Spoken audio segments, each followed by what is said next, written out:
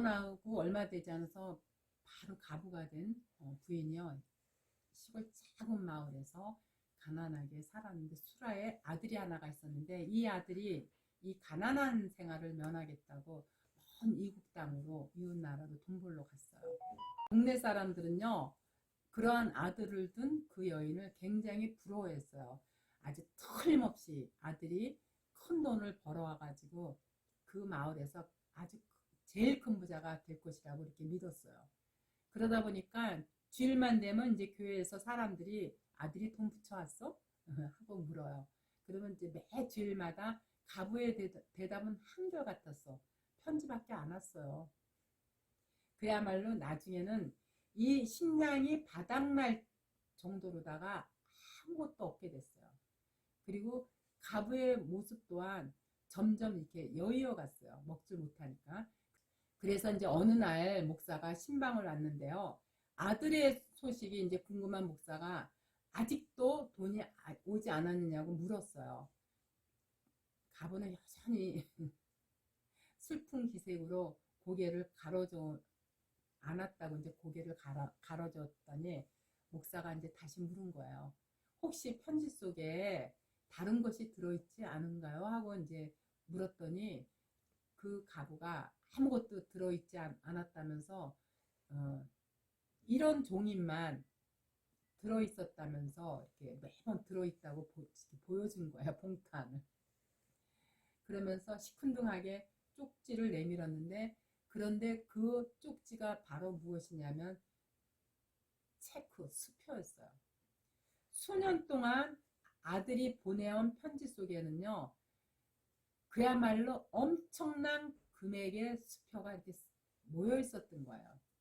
그 액수에 놀란 그 목사지만요. 무엇보다 끼니조차 잊지 못해 점점 야이어가는 그 가부는 그야말로 평생 동안 단 한 번도 소유하지 못했던 엄청난 돈을 갖고 있었음에도 그 사실조차 모른 채 굶어 죽을 뻔한 이 가부의 상황이 바로 우리들의 실체인 거고요. 오늘날 교회들의 현실인 거예요.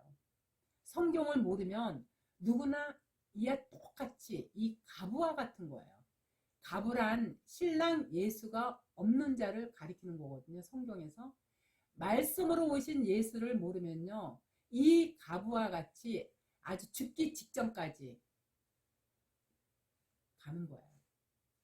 아들, 즉 성령 하나님이 날마다 먼 이국, 그야말로 천국, 먼 이국 땅에서 동보로 보내주었는데도 이 달러, 다시 말해서 성경이나 수표, 이 말씀을 본 적이 없다 보니 행복은커녕요 늘 걱정과 근심으로 노심초사한 거예요.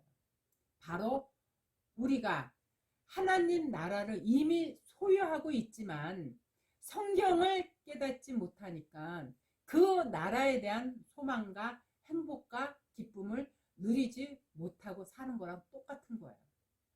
교회들이 정말 이 하나님이 어떤 분인지만 정확하게 알고 있다면요.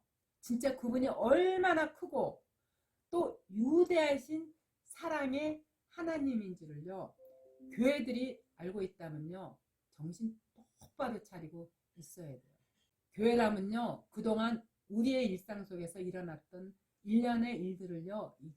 뒤돌아보면서요. 한번 곰곰이 생각해 봐야 해요. 그동안의 중상들이 아니 우리가 그동안 알고 배웠던 여러 가지 이 지식들이요. 가장 얼마만큼 하나님의 것들과 비교 우위가 되는지 이를 되짚어 살펴봐야 돼요. 지금 돌아가고 있는 이 천지의 은행에 의해서요. 해가 뜨고 지고 그로 인해서 사계절이 오고 때에 따라 알맞게 바람이 불고 비가 오고 태풍이 불면서 곡식을 있게 하는 자연 현상만이라도요. 우리가 한번 주변을 한번 잘 살펴보자고요. 인간 또한 있잖아요. 이러한 사계절에 맞춰서 호흡하고 숨쉬고 그로 인해서 머리털이 자라고 빠지고 또 그것들이 세월이 흘러 노쇠하면서 퇴색되어 가는 우리의 이 몸 상태를 살펴보면서요. 그걸 그냥 아주 그냥 자연스러운 현상이라고 그냥 생각하면 안 돼요. 도대체 어떤 원리로 그게 가능할까를 한번 곰곰이 생각해 봐야 돼요. 어떤 전능자가 또 어떤 지혜자가 이런 엄청난 천지를 만들어 놓고 그리고 그 우주를 담은 인간을 만들어 놓고 수천 년 동안 은닉 감추어진 채로 꽁꽁 숨어 있는가. 그리고 오늘날까지 그 크신 그 어마어마하신 하나님께서 우리에게 믿음을 주시고 지금 당신이 이끄는 그 자리까지 한 발 한 발 하나님의 목표 지점까지 오라고 침묵하면서 지켜주고 계시겠는가. 바로 이 문제를 우리가 한 번쯤 깊이 되짚어 봐야 돼요. 그런데 우리는요 마치 하나님을요 종 부리듯이 교회에서 이것도 해결해 주세요, 저것도 차고 넘치도록 풍성하게 채워주세요 하고 이렇게 조르고 있어요. 그 대신 제가 그 대가로요 주일 예배 꼬박꼬박 지키고요 11조 아주 철저히 계산해서 하나도 띄어먹지 않고요 하나님께 바칠 테니까요 그 대신 복을 많이 부어달라고 기도하고 있어요. 그런데도 어떠한 응답도 없으면요 그때는 자기 의견을 이거 관철시키겠다고요 스스로 자해하면서 그야말로 40일 금식기도다, 100일 철야 예배다, 1000일 새벽기도다 이러한 것을 조건으로 내걸고요 하나님과 단판을 지으려고 해요. 교회가 하나님의 뜻이 무엇인조차 모르고 자기들 스스로 이 선악 판단을 해가지고요 그에 따른 기도 응답이 없으면요 악악거리면서 하나님을 원망해요. 우리가 예수를 입으로 굳게 믿는다고 구원받는 것이 아니고요 설렁설렁 예배당에 나와 앉아 있다고 하나님이 천국 보내주는 것도 아니에요. 천국 가는 길이 어디 그리 쉬운 일인지 아세요? 절대 쉽지 않아요. 그렇기 때문에 우리는 하나님을 더 깊이 알아야 하고요 그분이 얼마나 크신 분인지 또 그분의 은혜가 얼마나 풍성하게 우리를 덮고 있는지 더 많이 배우고 더 깊이 깨달아 알아야 돼요. 그러려면요 하나님의 진리의 말씀인 이 성경을요 더 많이 읽고 배우고 깨달아 알아가야 하는 거예요. 성경 자체가요 우리를 향한 하나님의 구구절절한 연애 편지예요. 그래서 저는 어느 때는 그 편지가 너무 아주 달달하고 달콤해서요 하루 종일 그야말로 아무것도 안 하고 성경만 들여다보고 싶을 때가 굉장히 많아요. 하나님을 진짜 사랑한다면요 그분과 이게 주고받는 연애 편지 이 성경이 달콤하고 짜릿하게 느껴져야 돼요. 방금 전 읽었는데도 또다시 그 사랑을 확인하고 싶어서 또 들여다보고 싶은 게 뭐냐면 바로 성경이에요. 저는 그 연애 편지인 성경을 이렇게 묵상하고 상고하다 보면은요 내가 이 세상에서 가장 큰 사랑을 받고 있는 사람이란 존재로 인식이 돼요. 그리 되었을 때 그 어떤 것도 그 누구도 부러울 것이 없어요. 그런데 우리를 향한 그 구애 편지를 하나님께서요 성경 곳곳에 아주 구구절절히 써놨는데 교회가 이게 무슨 뜻인지조차 모르니까요 그분과의 연애 감정이 생기지 않는 거예요. 그러다 보니 대부분의 많은 교회들이요 멍하니 하늘만 쳐다보고 있어요.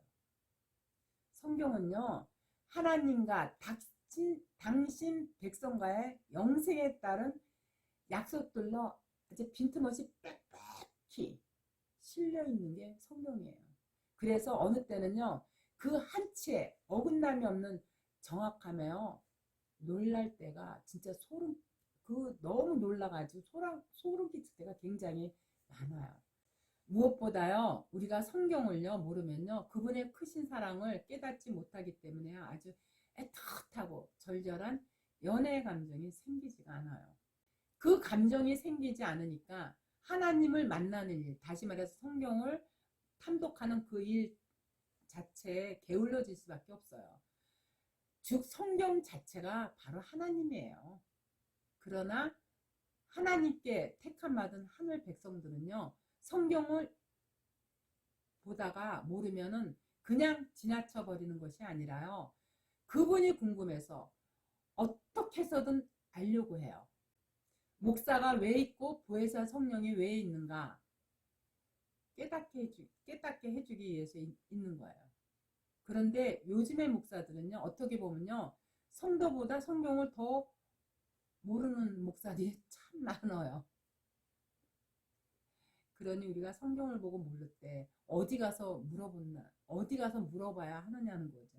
이게 가장 안타까워요. 무엇보다요, 성경에 나타난 모든 비유는요, 전부 하나님의 백성들을 위한 거예요.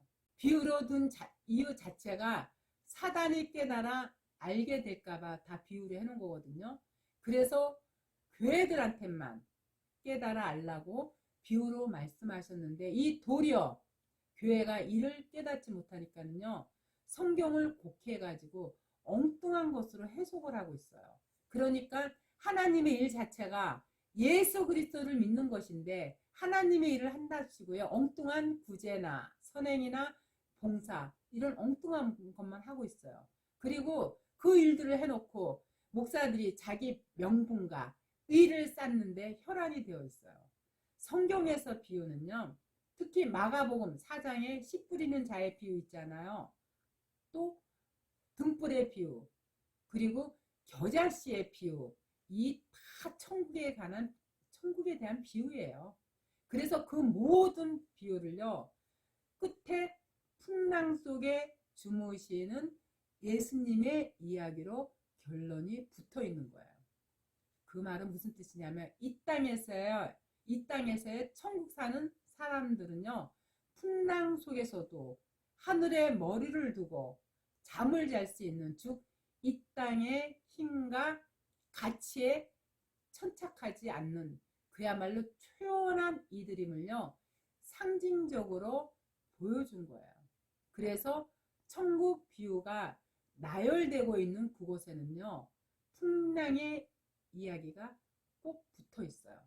주님께서 풍랑 속에서 주무신 것은요, 하늘을 베개 삼아 주무시는 주님의 안식을 상징하는 것으로서요, 이 세상에 그야말로 그 어떤 풍랑으로도 깨지지 않는 것임을 여실히 증명해 내신 거예요. 그런데 제자들이 어떻게 했어요?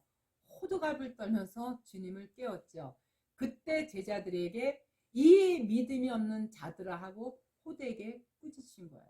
그렇기 때문에요, 믿음이 들어간 자들은요, 이 세상 속에서 일희일비하면서 거기에 이렇게 좌지우지하지 않고요, 오직 하늘만 바라보는 소망만을 가슴에 품고 살아가는 그런 사람들이 바로 복받은 자들로 진정한 교회들인 거예요.